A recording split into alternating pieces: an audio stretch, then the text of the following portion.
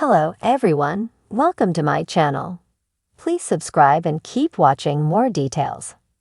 General Hospital Wednesday, July 17 recap. Valentin and Charlotte flee PC. Agent Cates finds empty house. General Hospital, VHS spoilers recap for Wednesday, July 17, reveals that Nina Corinthos, Cynthia Watros, blamed herself for blowing up her relationship with Sonny Corinthos, Maurice Bernard, and acted like maybe they were doomed to fail since Mike was never real. That said, Nina wouldn't trade her good memories and just wanted happiness for Sonny, who wanted the same for her. Nina also suggested that if Ava Jerome, Maura West, and Scott Baldwin, Kin Shriner, were dumb enough to ask her to testify, she'd agree and then blindside them with stories about what a great father Sonny was. After Sonny left, Maxie Jones, Kirsten Storms, showed up in Nina's office and learned she just made peace with Sonny. Nina finally understood that her life didn't fit with Sonny's world and suggested she'd lost sight of herself when she was with him.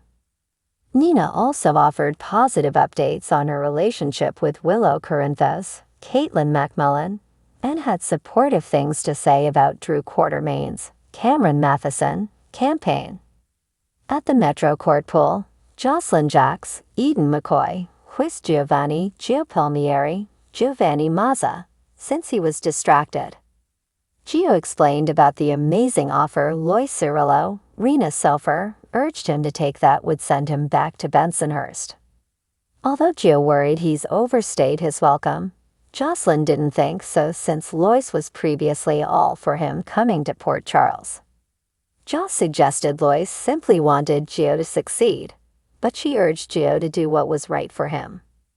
Nearby, Carly Spencer, Laura Wright, talked to Lois about Gio, so Lois gushed over his talent and told her about his parents' history. Camilla fell for Gio's dad, Francis Palmieri, after coming from Italy, and eloped before realizing she was pregnant with Gio.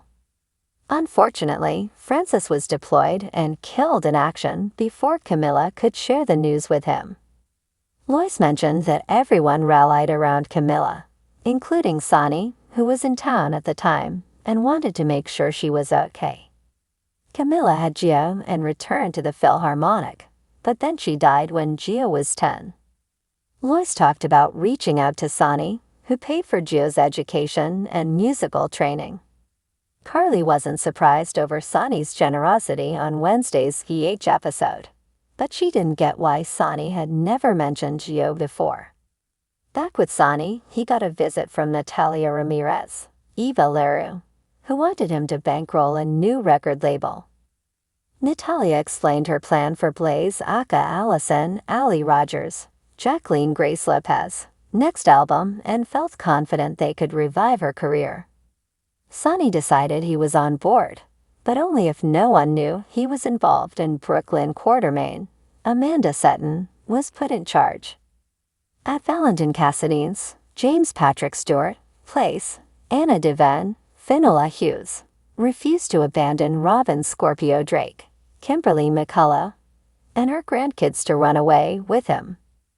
Valentin argued that Anna could get locked up for helping him and once again insisted they should run away together with Charlotte Cassadine, Scarlett Fernandez.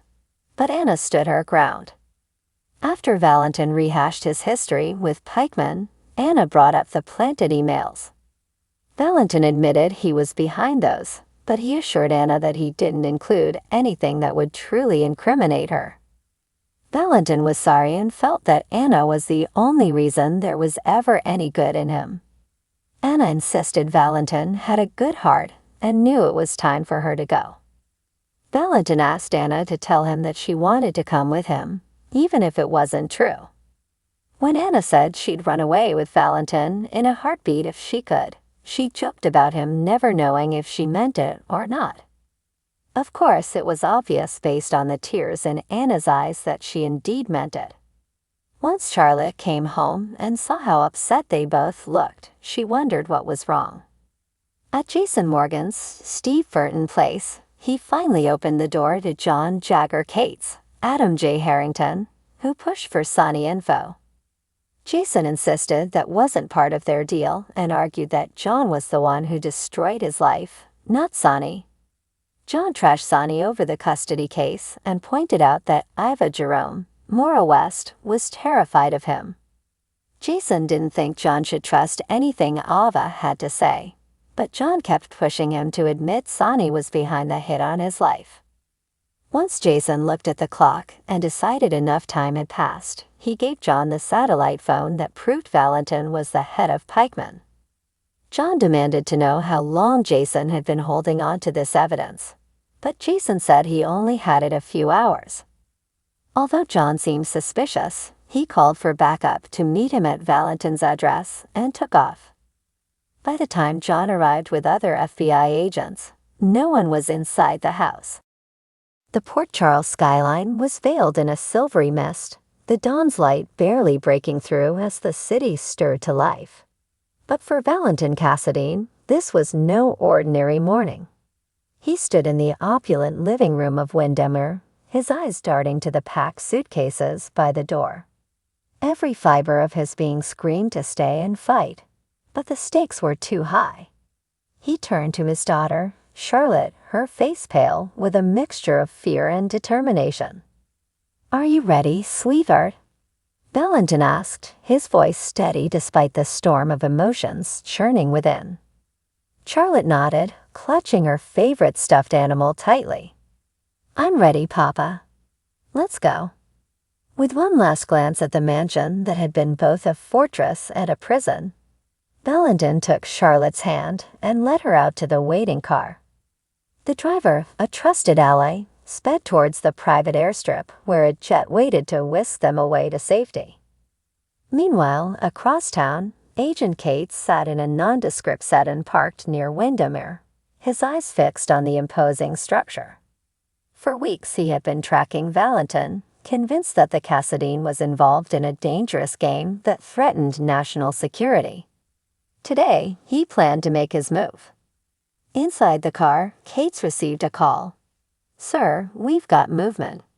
Cassadine and his daughter just left the premises. "Follow them," Cates ordered, his heart pounding. This was it, the moment he'd been waiting for. He started the engine and fell in line behind the black SUV, maintaining a discreet distance. As the SUV approached the airstrip, Valentin's grip on Charlotte's hand tightened. He could feel the weight of their pursuer's gaze, the invisible tension thickening the air. He leaned forward, instructing the driver to take a series of evasive maneuvers. Back in the sedan, Agent Cates' brow furrowed as the SUV took an unexpected turn. "They're on to us," he muttered to himself, increasing his speed to keep up. Valentin's driver executed a series of sharp turns and narrow escapes, finally pulling into a secluded warehouse. Valentin and Charlotte slipped out of the vehicle and through a hidden passage that led to the airstrip. The jet's engines roared to life as they approached, the pilot signaling that everything was ready. As they boarded, Valentin felt a brief pang of regret. He was leaving behind everything he'd ever known, but the safety of his daughter was paramount. As the jet ascended into the sky, he watched Port Charles shrink beneath them, a mixture of relief and sorrow washing over him. Back on the ground, Agent Cates arrived at the warehouse just in time to see the jet's taillights disappear into the clouds. Frustration surged through him, but he wasn't about to give up. He ordered his team to search the area, but it was clear that Valentin had outmaneuvered them. Determined to find answers, Cates returned to Windermere. The mansion loomed silent and foreboding as he entered, the echo of his footsteps the only sound. He methodically searched room by room, but it was as if the Cassadines had vanished without a trace. In Valentin's office, Cates found a single sheet of paper on the desk. It was a note written in Valentin's distinctive handwriting. "To those who seek to destroy us, know this, you will never find us. We will always be one step ahead."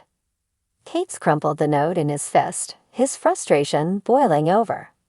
He knew Valentin was a master of deception, but he hadn't expected him to slip away so cleanly. The clock was ticking, and every moment they were free increased the danger. As Kate's excited Windermere, his phone buzzed with a new lead. A contact had spotted a Cassadine associate near the docks. His resolve hardened. The chase was far from over. Meanwhile, high above the clouds, Valentin and Charlotte settled into their seats. The tension of the morning began to ebb away as they soared towards their new future. Valentin wrapped an arm around his daughter, his gaze fixed on the horizon. He knew their journey was just beginning, but for now, they were safe. Charlotte looked up at him, her eyes filled with trust. "Where are we going, Papa?" "Somewhere far away," he replied, a small smile playing on his lips. "A place where no one can find us." As the jet streaked across the sky, Port Charles faded into the distance, leaving behind a city full of questions and an agent determined to uncover the truth. For Valentin and Charlotte, a new chapter awaited, one filled with hope, danger, and the relentless pursuit of freedom.